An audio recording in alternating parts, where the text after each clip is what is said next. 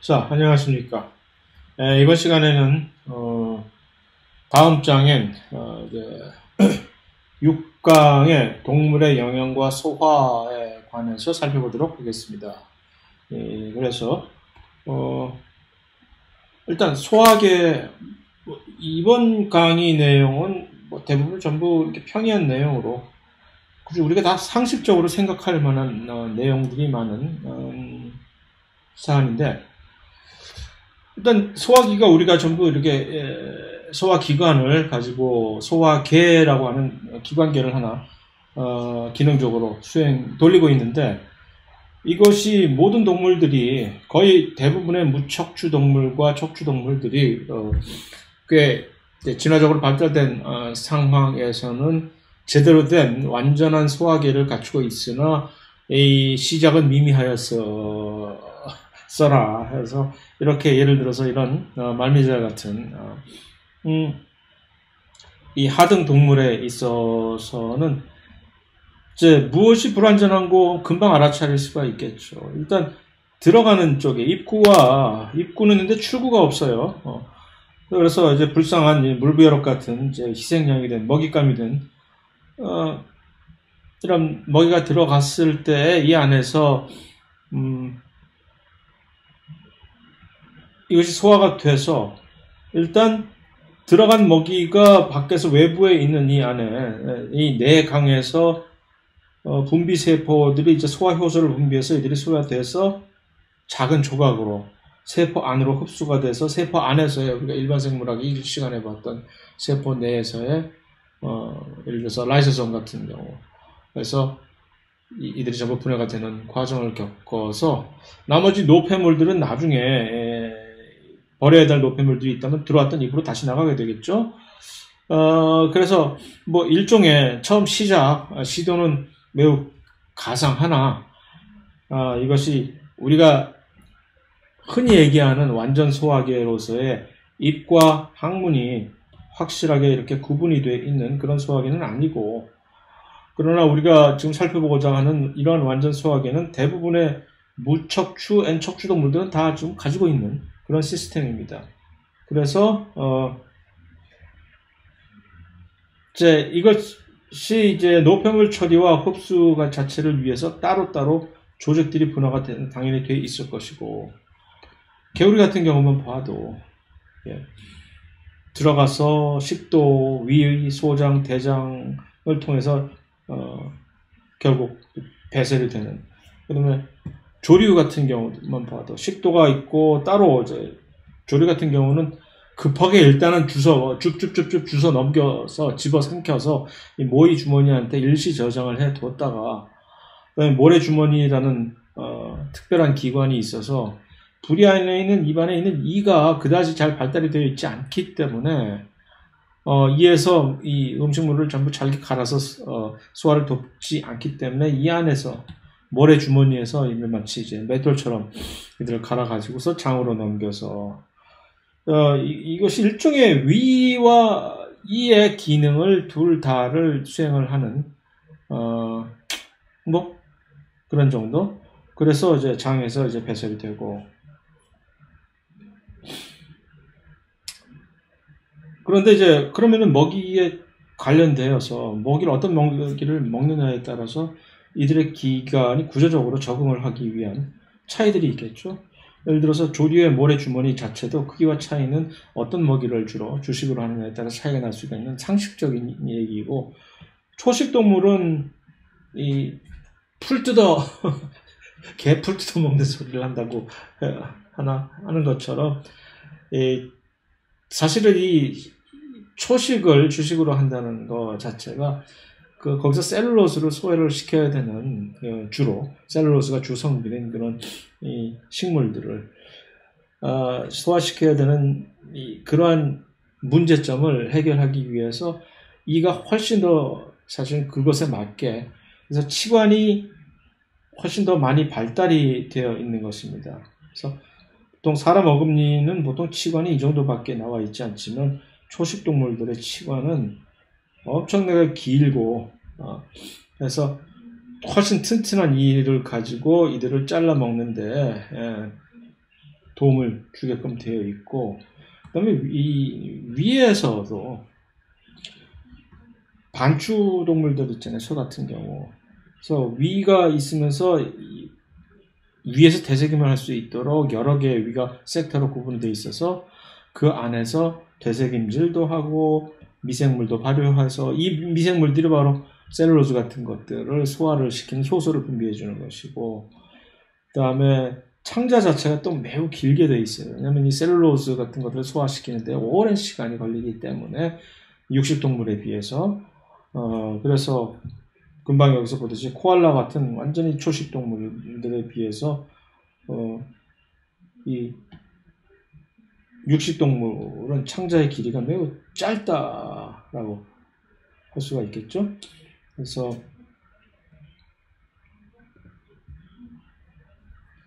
그 다음에 반추동물의 되새김을 시킬 수 있는 여러 개의 구획으로 이루어진 위라든가, 그래서 이들을 통해서 사실 소의 경우에는 무슨 혹위, 벌집위, 주름위, 겹주름위 같은 4가지 종류의 서로 다른 위의 공간을 통해 가지고서 먹이를 되새김질도 하고, 그 다음에 그 각각의 미생물들이 음식물의 소화를 돕는 효소들을 분비를 해주고 하는 간단한 얘기입니다. 그래서 사람으로 집중을 했을 때 이 소화 과정을 들여다볼 것 같으면은 4가지 단계로, 일단 음식물이 우리 몸 안으로 들어왔을 때 이 4가지 단계를 통해서 거쳐간다는 건 상식적인 얘기 아니겠어요?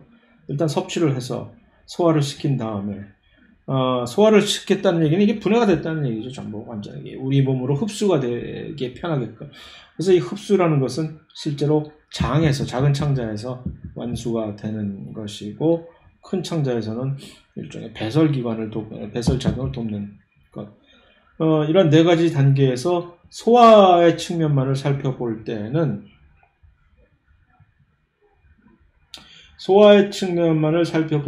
이것은 어떤 식으로 이것이 소화가 수행이 되느냐라고 얘기하면 기계적 소화와 화학적 소화 2가지로 구분이 되는 얘기입니다. 그래서 기계적 소화라는 얘기는 뭐냐면 음식물을 예를 들어 이 같은 것에서 기계적 소화를 할 수가 있는 것이죠. 막 갈아가지고서 잘게 부수고 해서. 화학적 소화라는 것은 주로 물론 위 안에서 강한 위산을 분비를 해서 음식물들을 전부 이제 분해가 잘 되게끔 만들어지는 것도 일종의 화학적 소화이긴 하나, 훨씬 대부분의 이것이 이제 효소에 의해서, 분해 효소가 특이적으로 어떤 물질들을 어떤 형태로 분해해내느냐라는 것에 의해서 화학적 소화가 수행이 된다고 얘기를 할 수가 있습니다. 그래서 그러면 그것이 소화가 수행되는 장소는 기관으로 볼 때 일단 주기관, 그 소화 과정이 순차적으로 막 공장의 컨베이어 벨트처럼 일단 어떤 과정이 끝나면 다음 과정으로 옮겨주는 그 메인 주 통로, 이것을 우리는 elementary canal이라고 해서 그냥 한국말로 소화관이라고 얘기를 하는 것이고, 그 소화관의 그 주요 지점에 부속 기관들이 적재적소에 이렇게 옆에 같이 연결이 되어 있어서 그들이 각 시점에서, 각 지점에서 필요한 효소를 분비해 준다든가 하는 식으로 해서 도와주는 일종의 액세서리, 부속기관이. 그래서 이 소화 자체라는 건 소화기관은 주 소화관과 부속기관들로 이루어져 있는 기관계이다라고 얘기를 하면 됩니다. 그래서 그림으로 보면 이렇게 되어 있는 것이죠. 기계적 소화가 지금 현재 보여지고 있죠. 음식물을 씹어내는 것이 일종의 기계적 소화 과정이라면, 화학적 소화는 그런 소화 효소들에 의해서, 그 다음에 위산이 이렇게 있고, 근데 침 안에서도 특별한 소화 효소가 예를 들어서 녹말을 분해하는 효소인 아밀레이즈,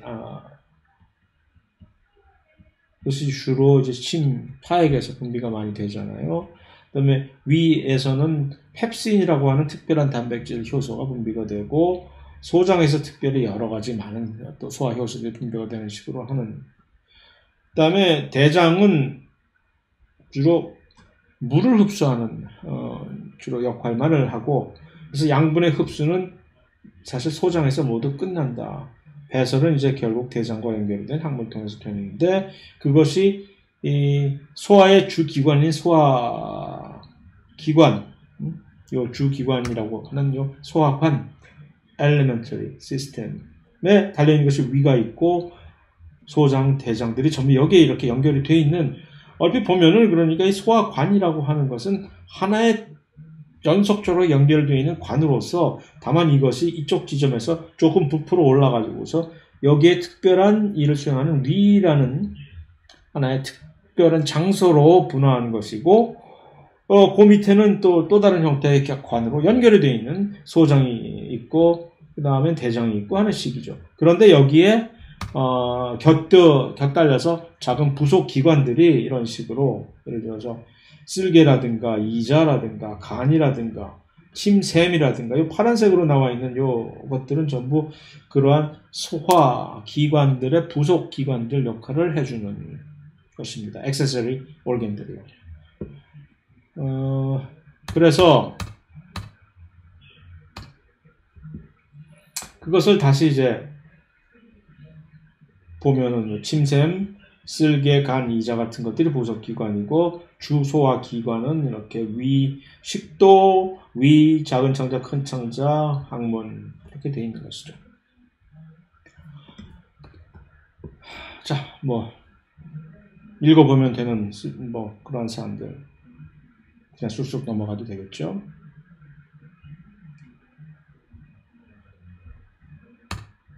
기계적 소화가 주로 수행되는 우리의 입을 볼 것 같으면 일단 여기서 수행되는 것이 기계적 소화를 통해서 음식물이 훨씬 작은 조각으로 분쇄되면 그 의미가 무엇이냐 하면은 섭취가 훨씬 잘 될 것이고 작으니까 그 다음에 이 표면적 자체가 증가가 되니까 그거 역시 섭취를 돕는 것이죠.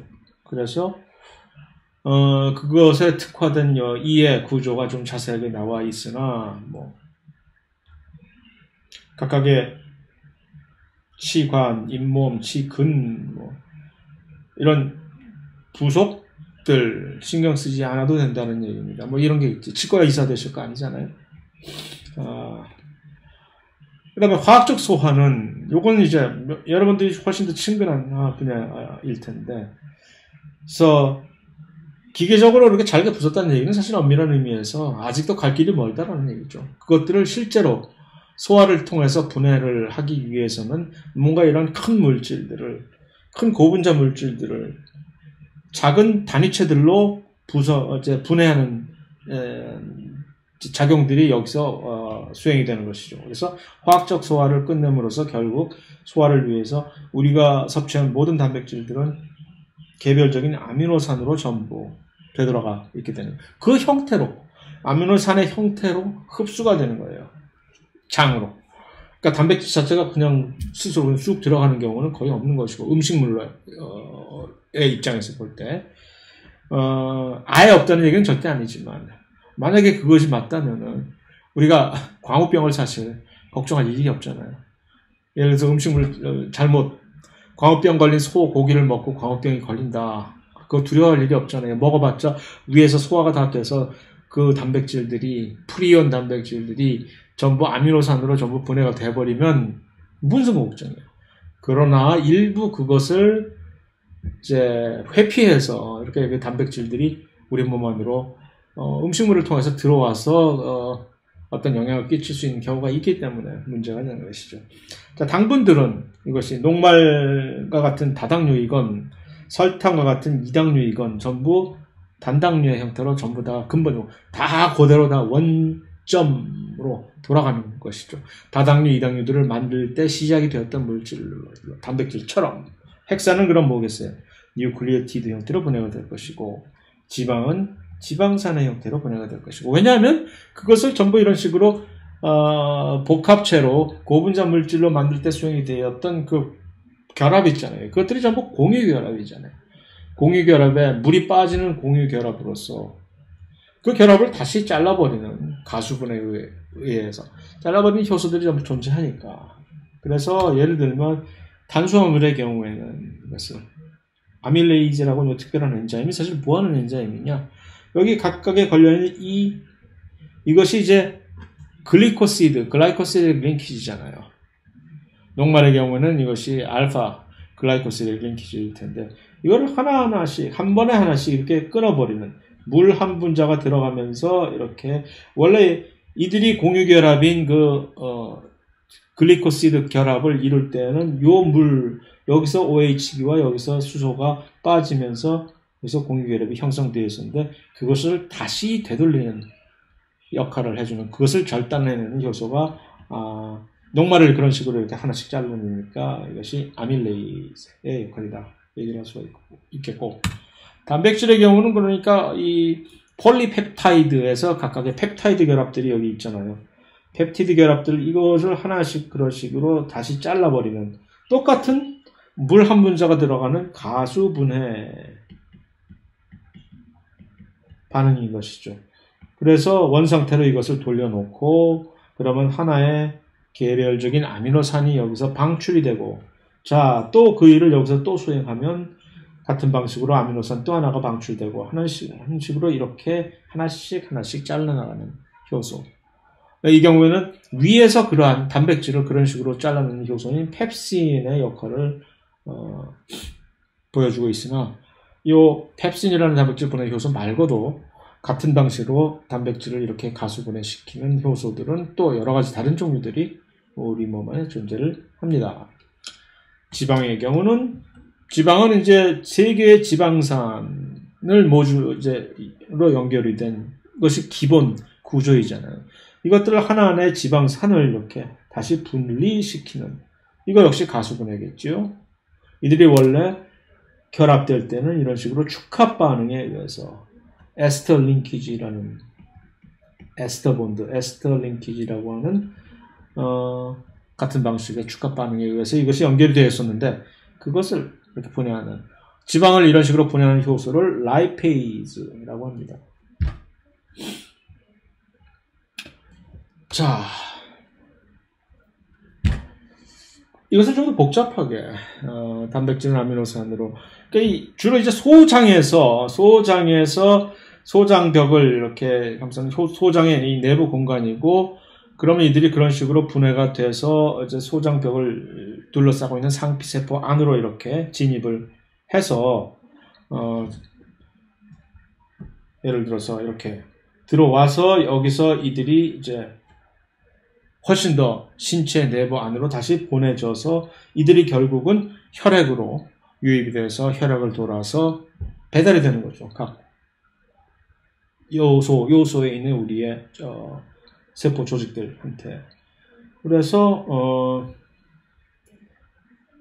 다당류, 단당류, 아미노산 뭐 이런 식으로 이들이 그 다음에 지방 같은 경우는 이제 트라이글리세라이드라고 하는 지방 입자가 특별한 지방 분해 효소와 만나 가지고서 이들이 이제 지방산과 모노글리세라이드로 이렇게 분해가 된 다음에 이렇게 이 안으로 들어가서 여기서 또 1차의 여러 가지 약간의 변형 과정을 거쳐서 수성이 될 수도 있고 뭐 그렇다는 얘기죠.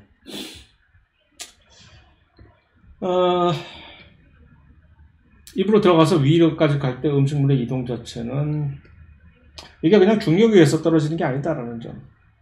여기에 있는 식도에 있는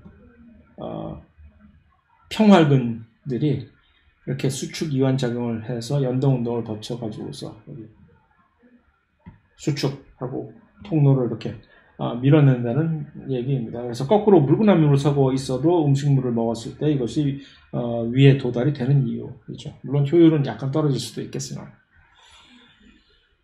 그래서 이 식도와 이제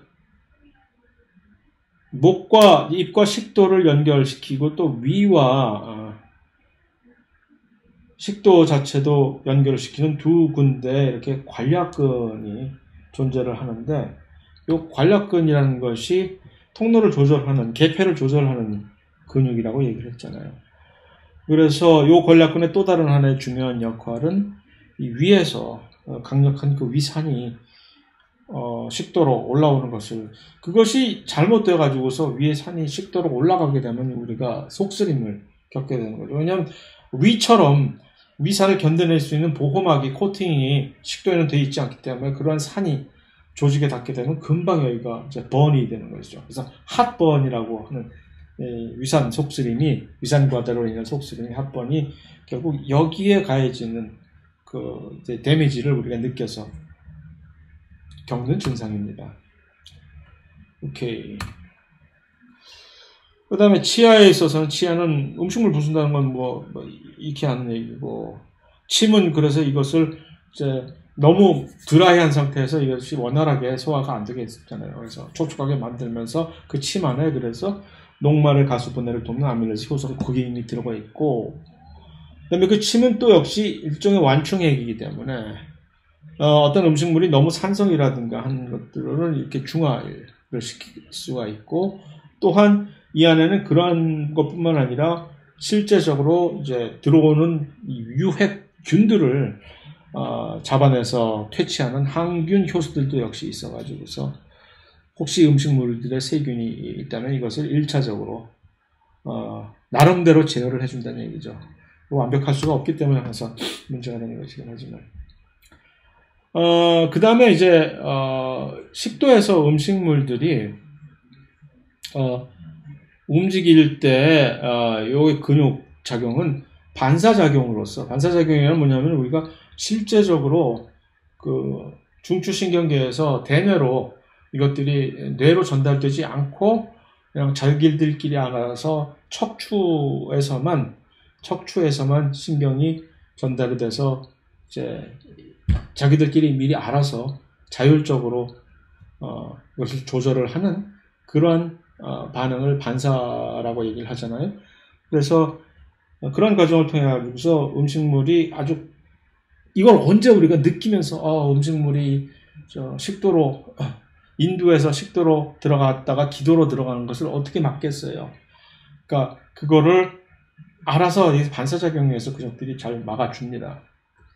그 다음에 잘못 들어갔을 때 그렇게 기침을 하게 되는 이유도 일종의 그런 반사작용의 일환으로서 이 물질들을 배출하도록 도와줍니다. 근데 연로하신 분들이 이 반사작용을 원활하는 이 신경 조직들이 훨씬 더 이제 원활하지 못하고 약간 느리기 때문에 음식물이 잘못해서 기도로, 좀 이따 개인적인 얘기를 얼핏 언급을 하겠지만 이제 음식물이 기도로 들어가서 막혀서 너무나 허무하게 생명을 잃게 되는 경우가 많습니다. 그래서 그 반사작용을 간단하게 정리를 하면은 이 음식물 덩어리가 들어갈 때 기도 쪽은 이미 이쪽을 기도를 이렇게 막아버려가지고서 덮개로서 기도가 막아가지고 식도로만 음식물이 통하게끔 해주는 그런 구조적인 작용에 의해서 이것들을 막아놓게 되는 것이죠. 근데 잘못해서 이쪽으로 들어가게 되면 이게 문제가 되는 거죠. 그런데 혹시 이것이 잘못됐을 때, 그래서 음식물이 기도로 잘못 흘러들어가가지고서 그러면 이제 숨이 막히니까 질식을 하잖아요. 그럴 때 그것을 응급처치하는 방법이 특별한 방법이 있는 것이죠. 이걸 빨리 응급처치를 하지 않으면, 수분 안에 이것을 하지 않으면 뇌사가 이렇게 해서, 그래서 얼마 전에 추석 근처에 사실 제 장인어른이 이래서 돌아가셨어요. 딴일 때문에 정형외과에 입원을 하셨다가 퇴원을 하시는 날 마지막 식사를 하신다고, 처음으로 죽만 드시다가 처음으로 식사를 하시다가 이렇게 막혀가지고서 그때 당시 간병인이 잘 모르고 이렇게 등만 두드리고 하다가 뭐라 그러지, 그것을 크리티컬 타임, 그거 한국말로 또 그 생각이 또 갑자기 안 나지. 그 중요한 그 시간을 놓쳤어요. 그래서 이제 중환자실에서 그 밤새 여러 가지 노력을 해봤으나 결국 이 뇌사를 극복하지 못하고 그날 새벽에 운명을 하셨는데, 그래서 이거 별거 아닌 것 같지만 이게 이러한 응급처치법을 알아두면은 그런 경우가 닥쳤을 때 사실은 생명을 구할 수가 있습니다. 그래서 이런 방식으로 모두가 다 아는 아무것도 아닌 거지만 이것이. 그래서 이럴 때 이제 특히 중요한 것은 막혔다고 등 두드리고 뭐 이런 거 이것은 사실 더욱 악화시킬 수가 있기 때문에 지양을 하는 편이 좋습니다. 그래서 뒤쪽에서 이런 식으로 막 눌러가지고서 여기에 닿듯이 자, 그래서 일단 위로 도달이 된 음식물들은 그러면 어떤 식으로 소화가 될까요? 할 때 위에서의 음식물의 소화는 간단하게 얘기하면은 위산의 음식물을 일단 저장을 해두는 역할도 하지만 그 환경 조건이 매우 산성 조건이기 때문에 위에서 이 배출이 된 분비가 된 위산 때문에 요 위산이 사실은 위에 분비된 위산 자체가 우리가 일반성 물학 1에서 봤던 라이소솜 안 역시 이렇게 산성이거든요. 그 라이소솜 자체를 산성 조건으로 만드는 그 메커니즘인 이 양성자 펌프. 이 양성자 펌프가 한쪽 방향으로 수소 이온을 계속, 그러니까 이 경우에는 위에 안쪽에 있는 위 공간, 위의 내강을 안으로 이 수소 이온을 계속 방출을 이제 펌프질을 해서 그래서 이제 그쪽에 수소 이온 농도가 높아지니까 산성이 높아지는 것이죠. 그 다음에 그 안에서 특별히 효소들이 있어야 되겠죠. 그런데 특별히 위 안에서는 주로 소화를 시키는 이제 물질은 단백질입니다. 탄수화물은 이미 어느 정도 우리가 이에서 침에서 분비되는 그 아밀레이즈에서 일정 양의 일정 부분은 소화가 돼 있는 상태이고 지방은 위에서 소화가 되지 않죠. 지방은 일단 창자로 작은 창자로 갔을 때 거기서 지방 부분의 효소들이 이제 내가 다뤄주겠어 하는 것이고 단백질이 일단 주로 거기서 효소가 이제 의해서 그 단백질 분화 효소가 펩신이라고 하는 그 효소인데 일단 위산 분비부터 먼저 살펴보면은 이제 위벽을 둘러싸고 있는 상피세포에서 수소이온을 그 펌프에 의해서 그 다음에 염소이온은 또 역시 염소이온을 그런 식으로 펌프질을 하는 그런 수송체가 의해서 수소만 있으면 염산이 되는 거 아니잖아요. 수소와 그 다음에 염소가 이렇게 많이 농도가 높아져 가지고서 HCl을 만들어서 염산이 돼서 염산의 보통 pH는 보통 pH 2 정도 이하로 매우 강산이잖아요. 강력한 산인 거죠. 그래서 일단 위에 들어오면 이 산성 조건에서 누가 살아남겠어요. 그러니까 일단 살균 효과까지도 얻을 수가 있는 건데 위 안에서 그러한 조건에서도 아무런 문제 없이 잘 살고 있는 이 세균들 듣고 있나 헬리코박터 그렇죠. 그런 것들 때문에 그러니까 그런 녀석들은 뭐 pH 2 정도의 산성 조건은 아예 나의 포근한 마이 스위트홈이라면서 거기서 잘 사니까 어쨌든 그런 산성 조건에서는 모든 이 고분자 물질들이 사실은 분해가 되는 조건이잖아요. 너덜너덜해지잖아. 그러니까 산에 담가두면 모든 것이 녹아버리듯이. 그래서 그런 역할들을 해주고 훨씬 더 특이적으로 이제 분해 효소인 펩신이라는 것이 있는데 근데 이 펩신은 원래 그냥 펩신이 이제 활성화된 상태의 효소가 펩신입니다. 근데 그 비활성화된 형태의 효소는 이름이 펩시노겐, 영어로 펩시노전이라고 하는 효소인데 그러니까 이런 식으로 비활성화되어 있는 형태 많습니다. 이것이 비활성화된 상태로 존재를 보통 일반적으로 있다가 이렇게 활성화로 필요할 때만 활성화되는 이러한 형태의 효소들을 통틀어서 우리는 자이모전이라고 얘기를 합니다. 독일어 방식에 이것을 자이모겐이라고 하는데 모든 발음 형태가 얼마 전부터 영어 형태로 바뀌었기 때문에 국제적으로 이 자이모전이 맞는 발음인데 자이모전. 이 펩시노전 역시 그러니까 일종의 자이모전 형태인 것이죠. 그래서 이것이 활성화가 되면 비로소 펩신으로. 그러니까 아무 때나 나대지 말라는 그런 방식의 조절 방식인 것이죠. 이와 비슷한 형태로 우리 나중에 우리 순환계에서 보겠지만 혈액 응고를 이렇게 시작을 시키는 그 효소인 파이브린이라고 하는 피브린이라고 하죠. 피브린. 원래 영어 발음은 파이브린이라고 하는데 이거 역시 파이브리노전이라고 하는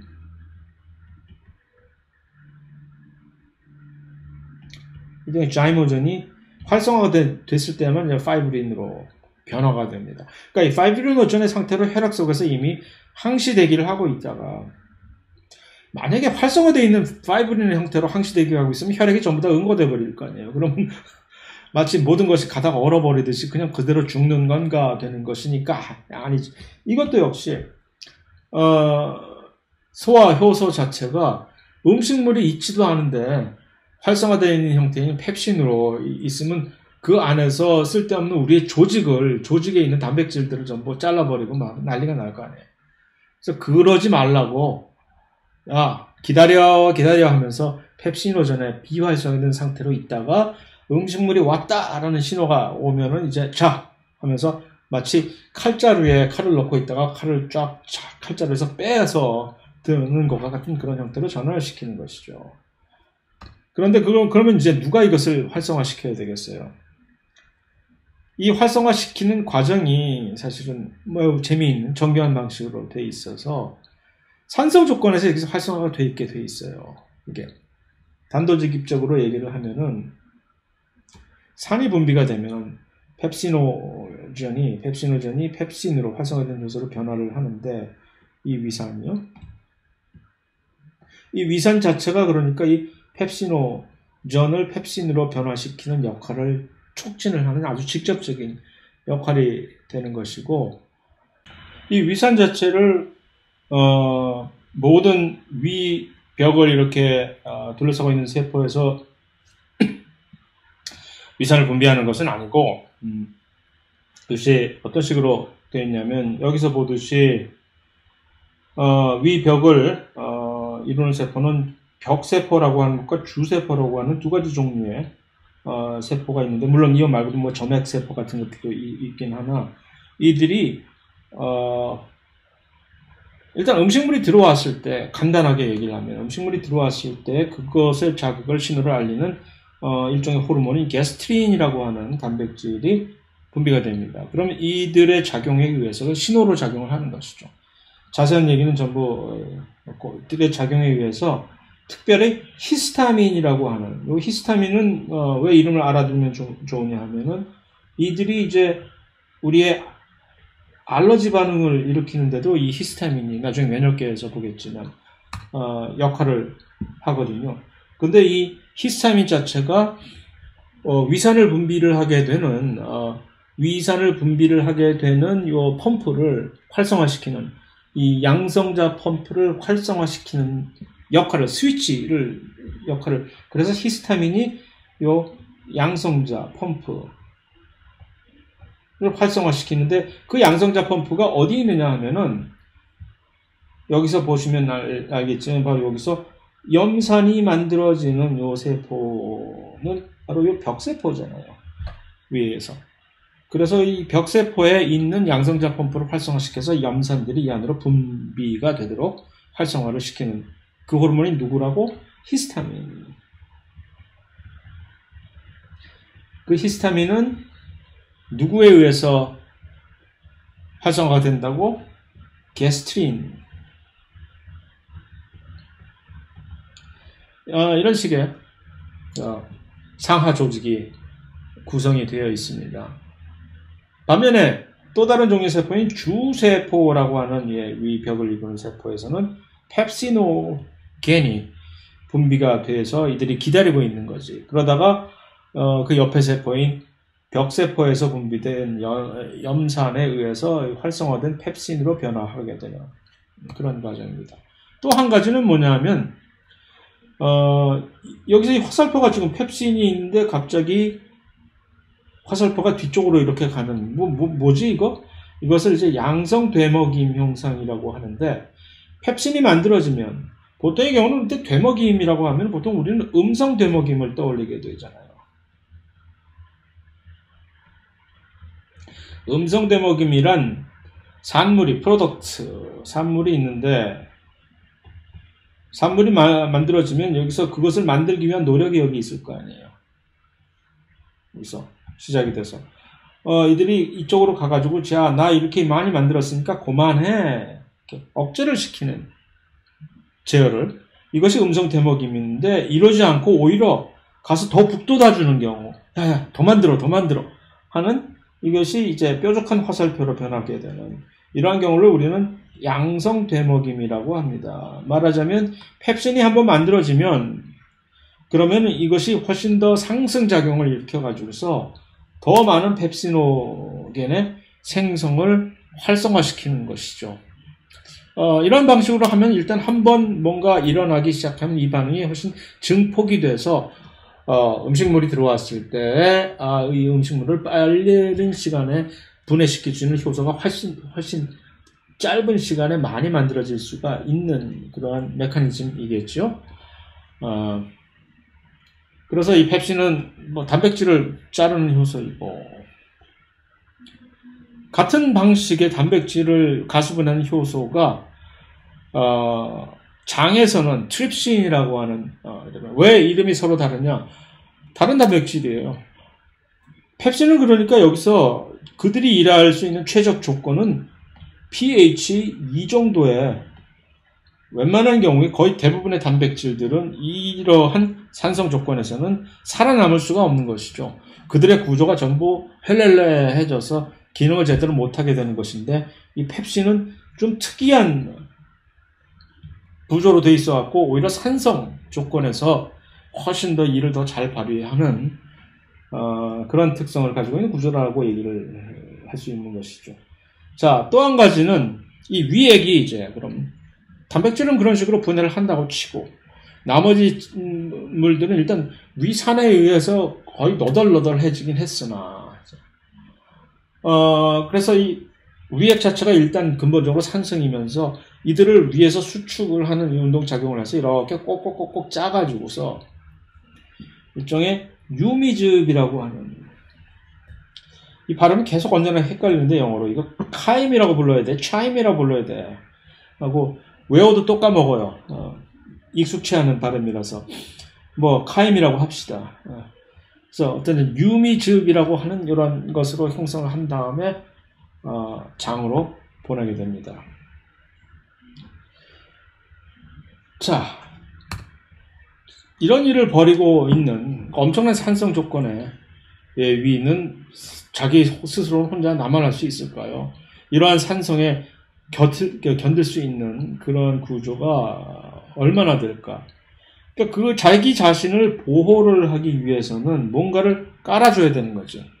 그것을 역할을 해주는 것이 점막, 뮤커스로서. 그래서 그것을 만들어내는 점막세포가 따로 있잖아요. 여기. 그래서 이런 위점막을 생성해냄으로써 위벽 조직을 보호를 하기도 하고, 그것이 첫 번째이고, 두 번째는 그럼에도 불구하고 이들이 제대로 금방 손상이 되기 쉬우니까 이렇게 빨리 상피생포의 일종이잖아요. 이거 역시 새로운 위벽 세포가 매우 빠른 주기를 통해서 계속해서 세포 분열을 통해서 재생이 되는 거죠. 자, 이거 그럼 무슨 위험이 있을까? 이렇게 빨리빨리 세포 주기가 돌아가는 그런 세포에서 뭐가 조금만 잘못돼도 이것은 금방 쉽게 암세포로 변화되는 것이 쉬운 그런 구조적인 일종의 이제 vulnerability라고 영어로 얘기하는 그런 취약성을 가지고 있다라고 말할 수 있습니다. 얼핏 언급한 위장장애 중에서 이 속쓰림, 핫번이라고 얘기를 하는 이것은 위산의 식도의 역류에 의해서 사실은 발생을 하는 겁니다. 식도가 왜 역류를 하게 되나 하면, 원래는 이 역류를 확실하게 차단시켜주는 여기에 관략근이 이렇게 딱 닫아서 이 위 안에 있는 그런 산이 식도로 넘어가지 못하도록 해주는 것이죠. 근데 여러 가지 이유로 인해서 이들이 손상이 돼가지고 제대로 막아주는 이 패킹이 피스톤의 자동차 패킹 피스톤을 새는 것을 막아주는 패킹도 고무가 이제 닳아가지고 나중에 새게 되면은 그 사이로 여러 가지 엔진 효율이 떨어지고 막 오일이 새고 하는 것처럼 우리의 위도 여러 가지 원인에 의해서 구조적으로 뭔가 이제 상처를 입어서 그렇게 될 수도 있고 호르몬의 이제 언밸런스로 이렇게 발생할 수도 있고 스트레스들이 이것을 유발을 할 수도 있고 여러 가지 원인이 있으나 어쨌든 그렇게 되면 여기서 느끼는 것은 뭔가 타는 듯한 버닝 느낌이 그래서 우리는 이것을 핫번이라고 영어로 표현하는 것이고 그러한 장애가 대표적으로 위와 관련된 하나의 장애이고 또 한 가지는 위궤양이라는 것이 있는 것이죠. 위궤양. 이 위궤양은 뭐냐면 위점막이 손상이 됨으로써 발생을 하는 겁니다. 위점막의 손상은 물론 자연적으로 산에 의해서 될 수도 있으나 스트레스에 의해서 얼마 전까지는 스트레스가 위벽을 이렇게 허물게 만들어가지고서 점막을 손상시켜서 궤양이 그래서 발생을 한다라고 이제 상식적으로 생각하면 보통 그렇잖아요. 그런데 이것이 언젠가 1980년대인가 90년대인가 기억이 잘 안 나요. 그때 처음으로 누군가가 이것을 이 과학자 한 사람이 이 헬리코박터라고 하는 세균을 이 위 안에서 발견을 한 거예요. 그래가지고 이들이 사실은 이 안에서 이러한 무시무시한 환경 속에서 끄떡없이 살아가면서 심지어는 무슨 일을 하냐면은 위 점막을 이들이 능동적으로 손상을 시켜버리는 겁니다. 헬리코박터가. 그래서 한국 사람들이 특히 헬리코박터에 의해서 보균자들이 꽤 많다고 퍼센트가 그러잖아요. 그래서 이들의 모습이 여기서 실제 모습입니다. 둘 다 아주 배율 높은 최신의 전자현미경들로 이렇게 관찰을 한 것이고 요즘은 전부 전자현미경들이 이런 식으로 칼라를 딱 이미지를 만들어내기 때문에 지금 전자현미경 같지가 않아. 오케이, 그럼 그거 이제 소장으로 넘어갑시다. 그럼 소장에서는 음식물을 이제 대부분 소장에서의 이제 소화는 화학적 소화가 수행이 된다고 얘기를 할 수가 있고 그래서 소화를 완결을 시키는 거죠, 소장에서는. 그 다음에 그 완수된 영양분들이 드디어 그 각각의 갈 때까지 가보자 해서 그 끝간데까지 가는 상태로 흡수가 되는 거죠. 단백질은 아미노산, 탄수화물은 단당류 하는 식으로. 그래서 소화관 중에서는 사실은 이 소장의 길이가 가장 긴 부분이고 여기에서 소장으로 이자액이 분비가 되는데 이 이자액은 일부러 염기성 pH를 띠고 있습니다. 그래서 이 음식물이 사실 유미즙의 형태로 위장에서 소장으로 전달이 되잖아요. 그 유미즙을 이제 이자액이 중화를 시켜서 왜냐하면 소장에서 좀 기다리고 있는 이 여러 소화 효소들은 산성 조건을 견뎌낼 수가 없는 나약한 존재들이잖아요. 그래서 그들이 일을 잘 할 수 있게끔 환경을 조성을 해주고 그래서 요 이자액 자체는 그것뿐만이 아니라 여기에 효소까지 들어있어서 음식물들을 소화할 수 있는 여러 효소들이 그 기능을 수행을 하게 됩니다. 이자액은 그렇고 쓸개즙은 쓸개즙이라는 건 사실 간에서 만들어져서 쓸개 주머니에 저장이 되는 것인데 잘못 알려져 있어서 쓸개즙으로 알려져 있는 것이지만 특히 요 지방을 유화시키는 작용을 해서 이자의 효소들이 원활하게 작용할 수 있게 해주는 쓸개즙이 그런 역할을 해주고 소장 자체도 자기 나름대로 이제 국산 효소들을 분비를 해냅니다.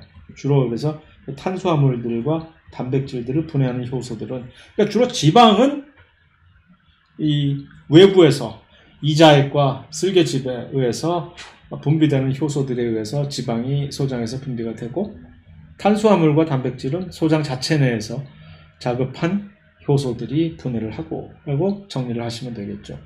그래서 그 단백질 소장에서 단백질을 분해하는 효소 이름이 뭐라고요? 트립신이라고 해서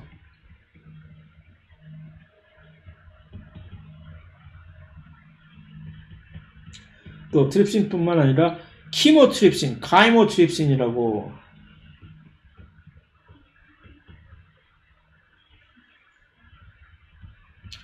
비슷한 효소가 있습니다.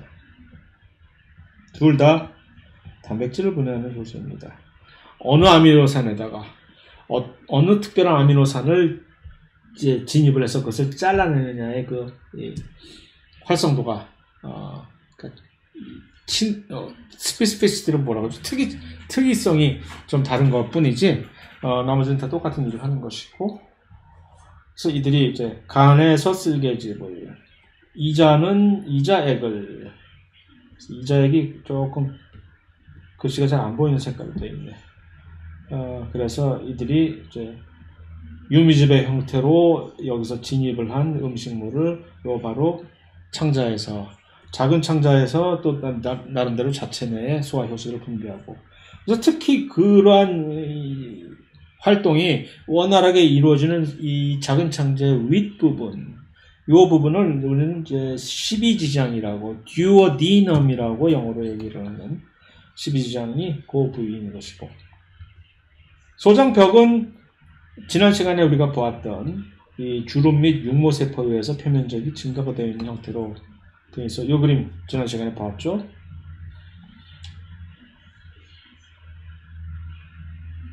이렇게 혈액들이 소장과 밀접하게 연결이 되어 있는 이유가 바로 모세혈관이 여기까지 침투해 있잖아요, 지금. 이유가 바로 여기서 이들이 혈액으로 곧바로 지방은 혈액으로 보내지기보다는 왜 이럴까요? 지방은 왜 혈액으로 곧바로 들어가지 않고 림프로 들어갈까? 지방이 혈액으로 들어가봤자 잘 처리가 지금 되어 있지 않은 상태의 지방이라면 간에서 이미 어떤 증거로 공정이 되어 있지 않은 지방은 혈액은 물로 거의 대부분 채워져 있는 수용액 상태로 되어 있는 것인데, 기름이 들어가면 둥둥 뜨기나 하지 제대로 거기서 용해가 되겠어요? 제대로 원활한 수송이 이루어지지 않게 되는 것이죠. 그러니까 괜히 애써 시간 낭비할 필요 없다. 얼른 간으로 가거라 하게 되는 것입니다. 자, 여기쯤에서 소화가 나왔으니까 이 작은 창자에서 이런 식으로 소화가 흡수가 되면 이제 소화 자체는 사실은 이제 종결이 된 것입니다. 작은 창자에서 분비가 되는 또는 작은 창자로 유입이 되는 도우미 효소들이 여러 개가 언급이 됐잖아요. 이 시점에서 한번 우리는 이것을 한번 짚고 넘어가십시오. 상식적인 차원에서 효소식품이라고 하는 이미 10년도 넘은 기사입니다. 조선일보에 나온 무슨 건강상식 해서 나온 기사입니다. 요즘은 이것에 대한 우리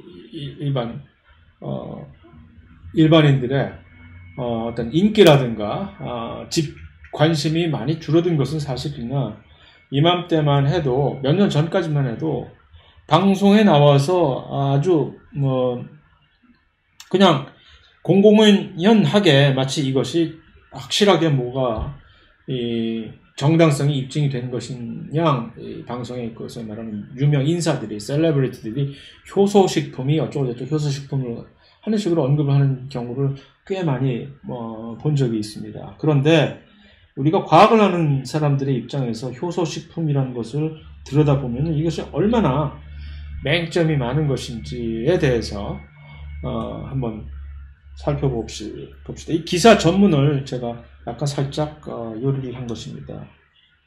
작은 깨알 같은 글씨로 이 사진 자체도 기사에서 그대로 발췌한 것이고, 기사가 이러한 사진들을 일단 일종의 도움을 주기, 이미지, 영상적으로 도움을 주기 위해서 이렇게 첨부를 시켰는데, 뭔 소리야? 그래서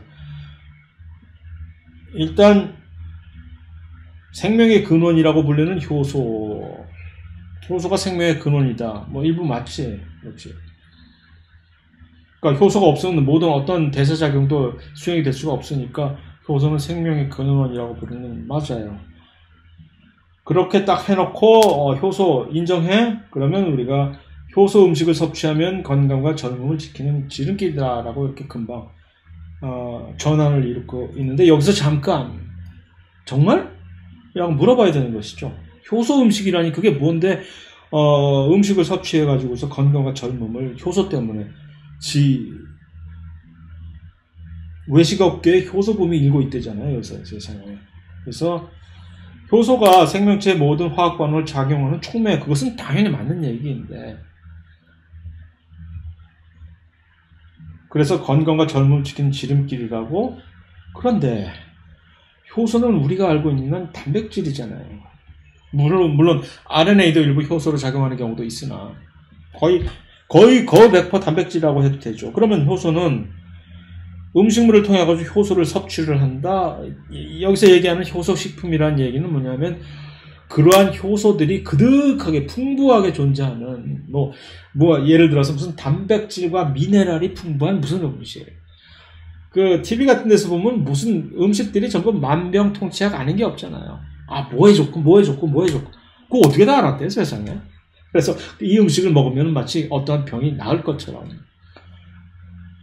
그런데 여기서 거기에 대해서 내가 확실하게 검증할 길이 없어서 가만히 있겠으나 최소한 효소식품에 관한 한 효소식품이라는 얘기는 결국 그 효소를 지금 먹으면은 그 효소가 우리 몸에 들어와서 우리 몸 안에 있는 부족한 효소를 그 효소들이 대체해줘서 우리가 다시 건강하게 된다는 얘기인데 밖에 있는 효소를 음식물을 통해서 섭취했다고 하면은 그런데 이게 소화 과정에서 모두 아미노산으로 분해되어지잖아요. 지가 무슨 프리온 단백질도 아닌 다음에야. 우리가 흔히 알고 있는 효소들은 전부 다 그렇게 분해되게 돼 있잖아요. 단백질인데 위에 너덜너덜해지지. 그 다음에 너덜너덜해진 것을 위에서 펩신이 전부 분해해버리지. 장으로 넘어오면 소장에서 트립신이 분해해버리지. 그런데 지가 배견할 재간이 있어? 아미노산으로 전부 분해된 이것들이 뭘 어쩌라고. 따라서 어떠한 효소도 음식물을 통해서 그 활성화된 상태로 섭취를 할 수가 없는 거라는 얘기입니다. 근데 이것을 있다고 이렇게 속인다는 것도 사실인데. 내가 어떤 몸 안에 어떤 특별한 효소가 부족을 하다. 그것을 늘릴 수 있는 유일한 방법은 외부에서 어떤 음식물의 상태로 섭취하는 것은 절대 아니다라는 얘기입니다. 우리 몸 안에 있는 그 효소를 만들어내는 유전자한테 다시 한번 잘 가서 비나이다 해야 할 수가 있다는 얘기죠.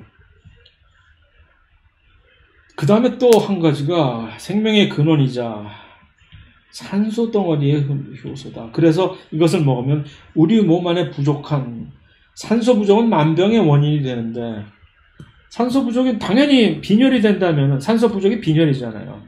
빈혈이 된다면 모든 여러 가지 이제 우리 몸의 중요한 대사작용이 영향을 받을 수밖에 없는 것이 산소가 부족하다는 얘기는 우리 몸의 각 부분에서 에너지를 제대로 공급을 못 받는다는 얘기 아니에요. 에너지를 ATP를 만들기 위해서는 산소가 공급이 돼야 되는데 그러니까 유기호흡을 못 한다는 얘기니까 당연히 맛이 갈 수밖에 없지. 좋아. 산소 부족이 만병의 원인이 된다는 것까지는 되나 우리가 먹고 있는 음식 중에서 산소가 부족한 음식이 많다. 뭐 그럴 수 있겠지. 그러면 아니 산소 그냥 뭐 멀쩡한 공기에 놔두고 왜 어디서 음식을 통해 갖고 산소를 공급을 받겠다는 얘기예요.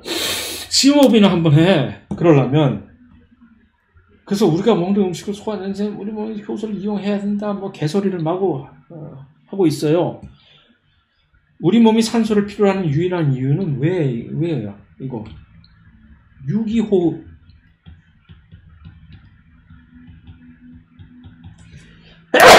죄송합니다.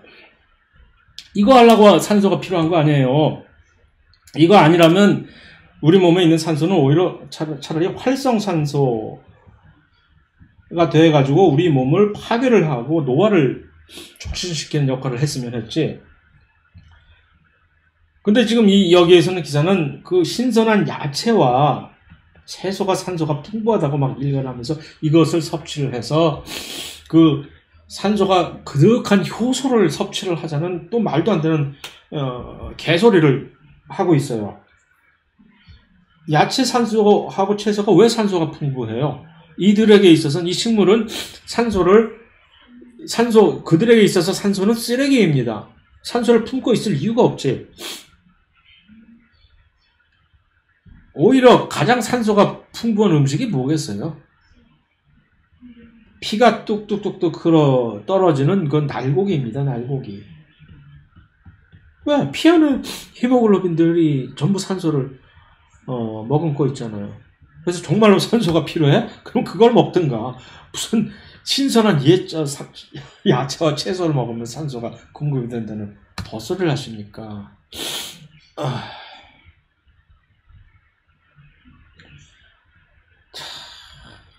신진대사의 속도를 재촉하기 위한 노력, 이거 뭐 노화를 방지하는 하나의 방편으로서 있으나 이것이 뭐 효소와 무슨 관계가 있다고. 그래서 자, 전체적으로, 그러니까 대체적으로 우리가 아는 과학적인 이론, 논리로서 생각해 볼 때 절대로 음식물로서 소위 말하는 효소식품이라고 하는 그런 음식물들을 섭취를 해가지고서 우리 몸 안에 있는 효소를 늘리고 또는 기능을 대체해줘서 우리가 예전 상태로 훨씬 더 건강한 탄탄한 20대로 돌아갈 수는 여러분들은 아직 탄탄한 20대이지만 부럽다.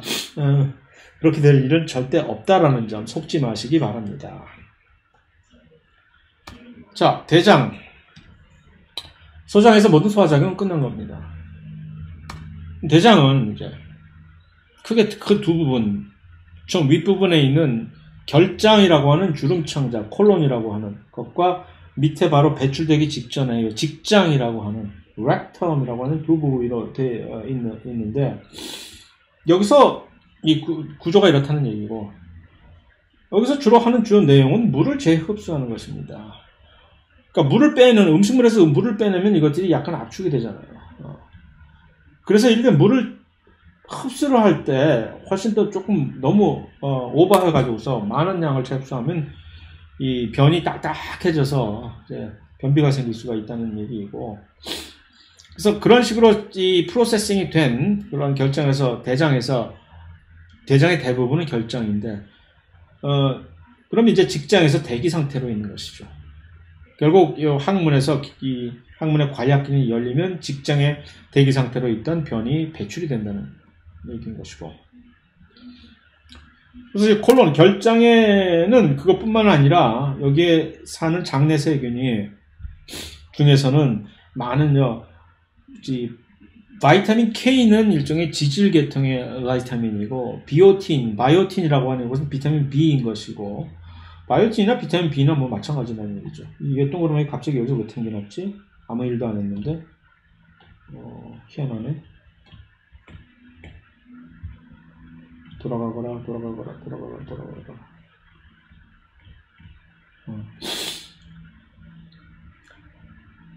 자, 그런데 여기서 이 대장과 작은 창자를 연결하는 이 연결 부위에는 요 맹장이라고 보통 흔히 알고 있는 막창자, 시컴이라고 하는 부분인데, 사실 원래 맹장은 이 안에 있는 특별한 돌기, 충수라고 하는 부분이 사실 맹장이죠.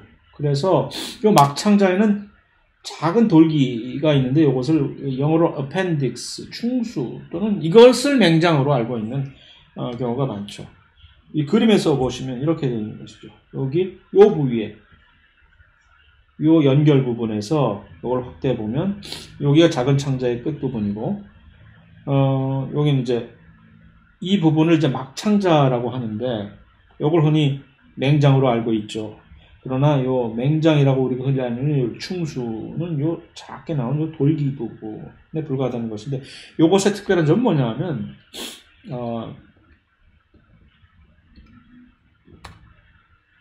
요 안에서, 요 충수 안에서 지금은 이미 퇴화된 기관입니다. 그러니까.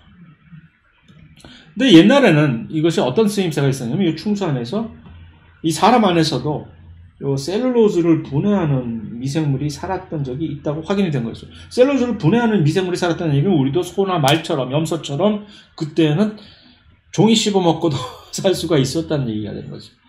근데 그거를 그들에게 방빼라고 쫓아냈을까? 요즘 먹을 게 많아져서 배가 불렀다는 얘기죠. 이제 그런 풀 뜯어먹는 촉은 목피 안 해도 고기 먹어도 되고 막 밥 먹어도 되고 하니까 그런 오만함에서 이 충수 안에 살았던 셀룰로즈 분해 장내 미생물을 이제 다 쫓아냈는지는 모르겠으나, 그래서 그것 때문에 이제 흔적기관이 된 거죠. 이제 이 충수는. 흔적기관이라는 얘기는, 좀 전문적인 용어로 vestigial 또는 일반적인 용어로 이것을 rudimentary organ이라고 더 이상 쓸모가 없는 기관이라는 얘기죠. 흔적기관. 우리의 꼬리뼈도 흔적기관이라고 얘기하죠. 사람이 옛날에 꼬리가 있었던 시절에 그것을 지탱하고 뼈 흔적이 아직 남아있는.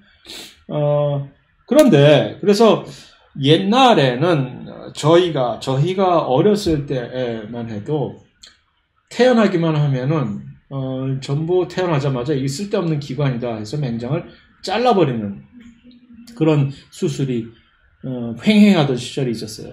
저는 다행히 그런, 무자비한 무지에서 피해 나갈 수 있었지만 제 막내 동생은 7살, 저랑 7살이 차이는 막내 동생은 태어나자마자 맹장을 없애버렸어요. 애가 그래서 그런지 비실비실해. 뭔 이상한 알러지가 많고 면역 기능에 관여한 이런 식으로 예를 들어서 옛날에는 전혀 쓸데없는 아무 쓸모없는 기관이니까 이건 없어도 된다라고 짧은 식견에 그렇게 무식한 짓을 자행하던 시절이 있었는데 좀 더 공부가 깊어지게 되니까 내공이 깊어지게 되니까 이게 아니네. 왜냐하면 맹장을 그렇게 속수무책으로 잘라버린 사람들은 확실히 뭔가 좀 2% 부족하게 되는 거거든. 여기서 뭔가는 모르겠지만 우리의 면역기관을 도와주는 면역 기능을 도와주는 뭔가가 있다는 얘기네. 그래서 요즘은 맹장 그대로 놔둡니다.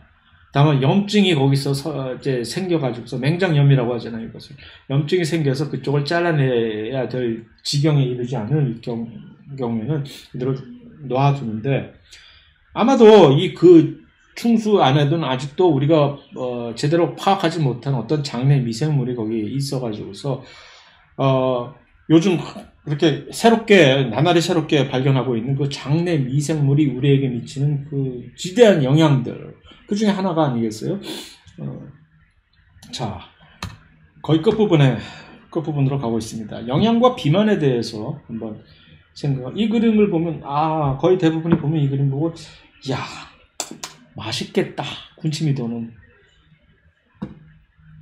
이런 질문을 한번 던져봅시다. 왜 우리가 흔히 맛있다라고 여러 가지 많은 선입관인 거죠.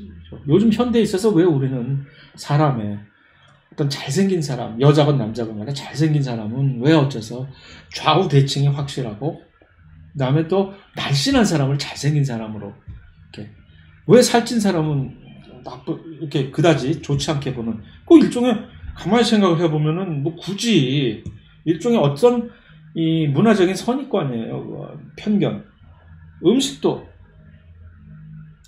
꼭 같은 얘기는 아니나 진화 과정을 통해 가지고서 왜 우리는 하필 요즘 와서 모든 사람들은 주로 마시는 음식은 주로 매우 달거나 기름진 음식들이 왜 맛있는 음식으로 간주가 될까? 이게 옛날에 우리가 원시시대에 음식물이 부족했던 항상 아침에 일어나서 가장 큰 중요한 우리의 목적은 먹을 것 찾으러 돌아다니는 그런 시절에 그 당시의 생활사는 이런 것으로 대변될 수 있죠. feast or famine으로 한번 음식 맞닥뜨리면 배 터지도록 그냥 채워둬야만 아니면 그 다음날은 계속 며칠을 굶을지 앞으로 모르니까 그런 생활사이기 때문에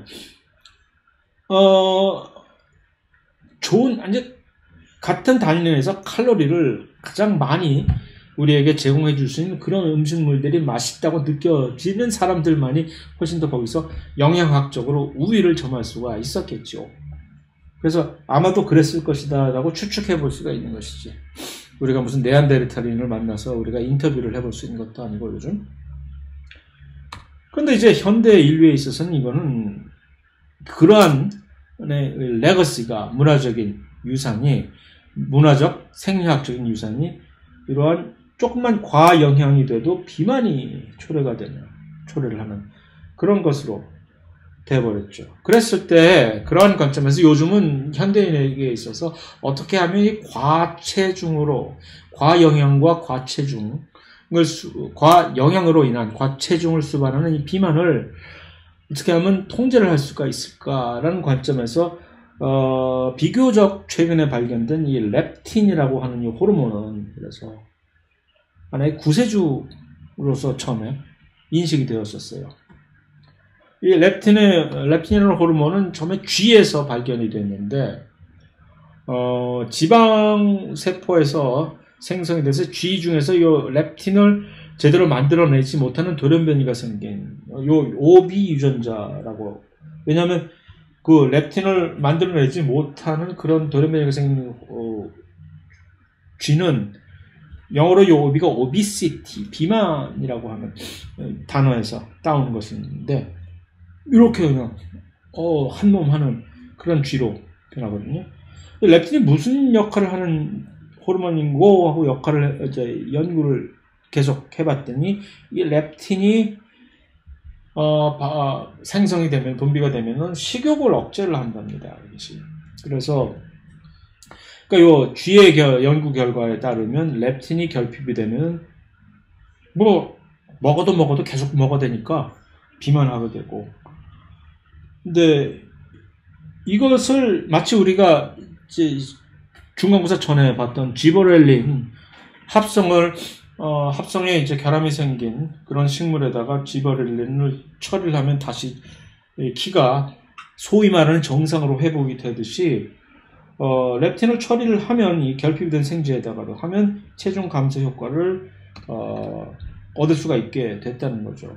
그래서 지금 렙틴이 결함이 생긴 요 비만쥐, 렙틴이 정상적으로 작동을 하는 쥐에서 두 개를 서로 다른 이런 비교를 해놨는데, 자, 이게 일단 이러면 할렐루야라는 생각을 가져다 줄 수밖에 없는 이유가 이 비만 시장이 엄청 사람에게 있어서 엄청난 규모가 큰 시장이거든요. 그러니까 사람들은 돈 생각만 하는 거지. 야, 이거 가지고 렙틴을 활용을 해서 비만 치료하면 이건 뭐 대박이다. 당장 많은 사람들이 이 연구에 뛰어들었겠지요. 자, 일단 절반의 성공을 거둬서 사람에 있어서도 이 비만 어린이들이 있는데 그 중에서 이 비만의 원인이 요 렙틴 유전자의 돌연변이 이것 때문에 생긴 비만의 이 어린이들은 요 사람 렙틴 투여하면은 확실히 어떤 효과를 봐요. 그런데 문제는 사람에 있어서 이 렙틴 때문에 내가 비만이 생겼어라고 하는 유전자로, 이거는 거의 찾아보기가 힘든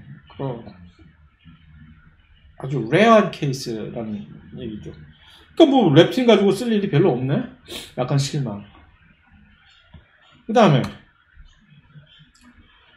그러니까 그러면 혹시 그래 또 알아 하면서 이거 식욕 조절을 한다며. 그래서 렙틴 유전자는 그나마 제대로 작동하는 정상인데 이 성인한테, 그런데 좀 비만이야.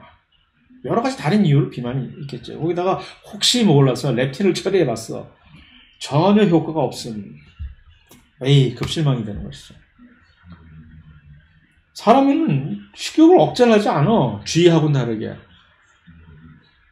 그러니까 사람의 경우는 뭔가 사람도 렙틴을 이제 발현을 하는데, 물론 약간의 식욕 억제하는 효과가 있을 수도 있겠으나, 여러 가지 진화 과정에서 렙틴 하나만이 식욕을 조절하는 호르몬으로 혼자 독점적인 역할을 차지했다가는 아마도 이것이 여러 가지 역효과를 나타냈기 때문에 진화 과정에서 야, 너 혼자만 독점하지 말고 다른 친구들이 식욕을 조절할 수 있도록 기회를 열어두어라는 식으로 진화됐을 것으로 추정이 된다는 얘기입니다. 다시 말해서 렙틴 하나 가지고는 아직 될 일이 아니고, 물론 그 안에 여기에 렙틴이 하나의 게임을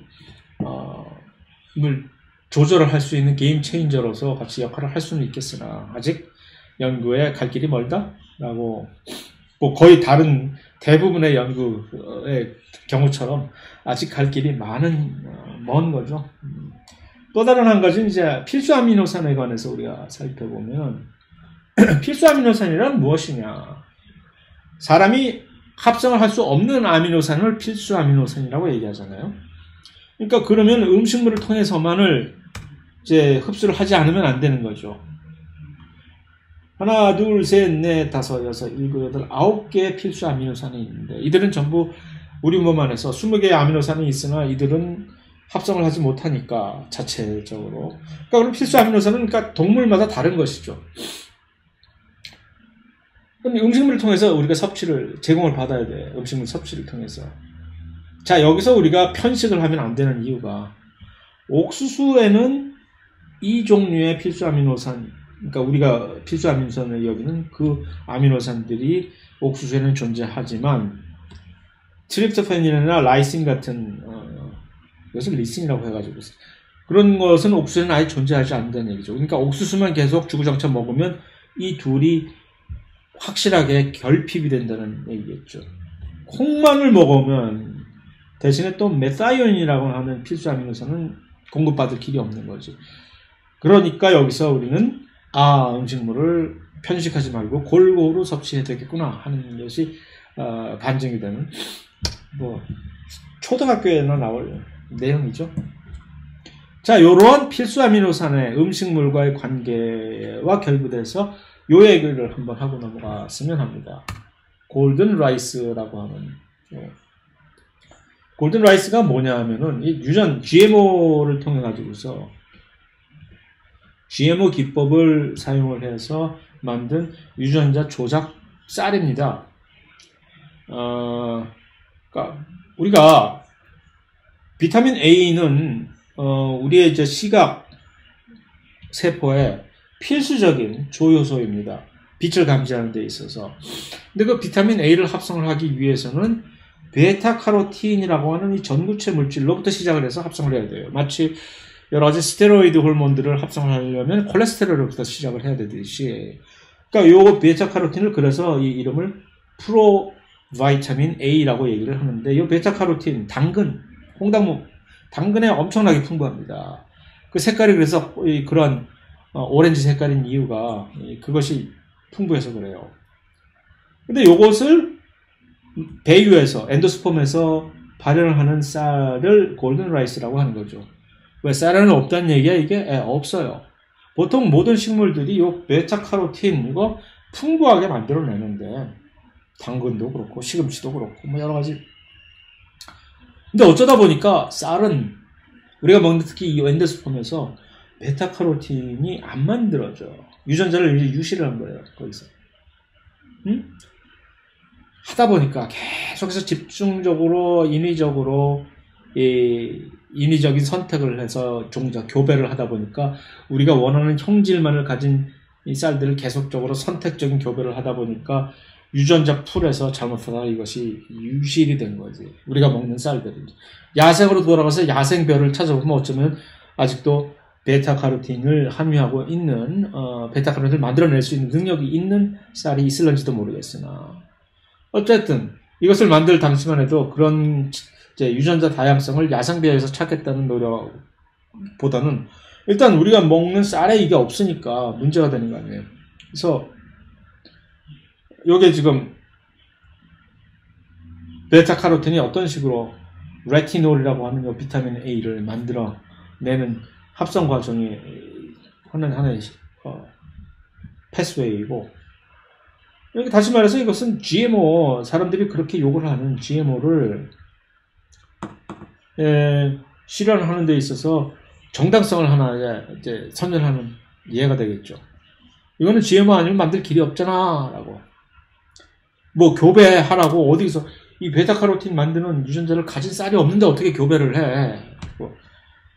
그래서 이제 이것이 이제 이 패스웨이가 베타카로틴을 만들기 위해서는 어디서부터 시작을 해서 이 과정을 거쳐서 여기가 전부 일련의 효소들입니다. 필요한 효소들이에요. 이것을 한 번에 끝내버릴 수 있는 또 효소가 슈퍼 효소가 이것은 세균에서 얘기고 세균. 다른 식물들에서는 이렇게 이런 과정을 겹쳐서 베타카로틴을 만들어야 되고 근데 이 유전자들이 전부 없다는 얘기예요. 쌀은. 이거를 가져와야 된다는 얘기지. 자, 근데 이 쌀에다가 굳이 뭐 베타카로틴이 있는 쌀을 굳이 먹여야 돼? 비타민 A 딴 데서 먹으면 안 되냐? 연어 먹어라, 연어. 새우 먹고, 새우. 당근 먹으면 되잖아. 그거. 문제는 우리 같은 나라에서는 그런 문제가 전혀 없는데, 아직도 개발도상국이, 아프리카나, 또 동남아시아 쪽에서는 영양 공급원이 쌀 외에는 전혀 딴 거 먹을 길이 없는 그런, 아이들이 존재하는 것이죠. 그럼 이들한테는 이 비타민 A 결핍증이 정말 심각한 얘기가 된 거죠. 이 지도를 보시면 빨간 부분이 전부 그러한 비타민 A 결핍증이 매우 심각한 지역입니다. 저희가. 한국 전혀 문제없는 지역으로 나타나잖아요. 심지어 노스 코리아까지도 문제없다고 여기 나와 있네. 그러니까 이 지역 말이에요. 여기 얘네들 어떻게 하려고 그래 이제 이 지역. 이 지역을 어떻게 이 지역 어린이들을 뭔가를 do something을 해줘야 되는데 골든 라이스. 그래서 처음에 과학자 이 두 것을 개발한 두 과학자가 있는데 이 두 과학자가 이제 잉고 포트라이커스하고 피터 베이어라고 하는 이 두 분이 꽤 오래 전에 사실 이것을 시도를 한 것입니다. 그래서 수선화라 알죠? 뭔지? 그다음에 세균에서 각각 유전자를 3개의 유전자를 도입을 해가지고서 그 유전자를 발현하는 형질 전환별을 GMO를 만든 거예요, 말하자면. 그래서 두 분이 어떻게 됐는지 이 수선화에서 하나, 세균에서 중간에 하나, 그 다음에 마지막으로 수선화에서 하나 해서 확실하게 베타카로틴을 처음에서 이런 식으로 이 중간 단계가 그 유명한 라이코펜이라고 하는 토마토에 그렇게 많고 우리 몸에 그렇게 좋다는 그 라이코펜이 여기서 중간에 부산물로 만들어지는 거죠. 그래서 이거를 이제 도입을 했어요. 이렇게 단도직입적으로 다 썰고 이 중간에 신젠타라고 하는 종자회사, 이 GMO를 만들어낸 종자회사, 다국적 기업 종자회사입니다. 원래 이 몬산토에서 그 유명한 듀퐁계열의 회사가 이제 몬산토, 미국의 몬산토에서 이제 떨어져 나온 회사로서 신젠타가 이 회사가 바로 얼마 전에 최근에 2, 3년 전인가 3, 4년 전인가 했던 그것도 꽤 됐나? 한 5, 6년 전인가?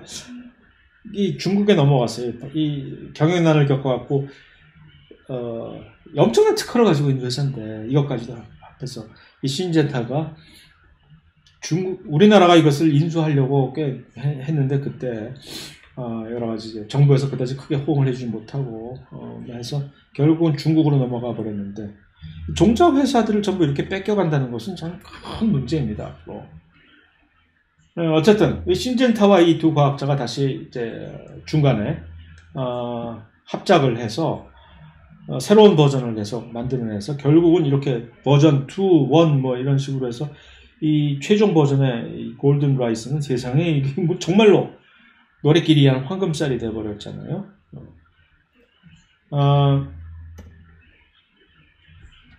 그 중간중간에 또 사실 또 여러 가지 세부적인 일이 있는데 그거는 뭐 우리의 지금 사안과 맞지 않는 거니까 다 생략을 하고 그래서 이런 식으로 만들어낸 유전공학에 의해서 GMO 기법을 통해 가지고서 만드는 하나의 성공 사례 중에 하나인데 이것이 결핍된 영양원을 어떤 음식물에 결핍된 영양원을 보충해주기 위한 하나의 방식으로 이렇게 사용이 되었다. 또 한 가지는 사실 특허 자체를 클레임을 하지 않아서 이 신전사 회사가 개발도상국에 있는 농부들은 아무런 특허에 제약받지 않고 자기네들이 먹어서 이제 상업적으로 팔지 않는 한 자기네들이 소비하려고 하는 이 쌀들은 물론 해외 수출한다는 얘기죠. 특허 제약 없이 이렇게 재배를 할 수 있게끔 또 해주었다는 얘기입니다.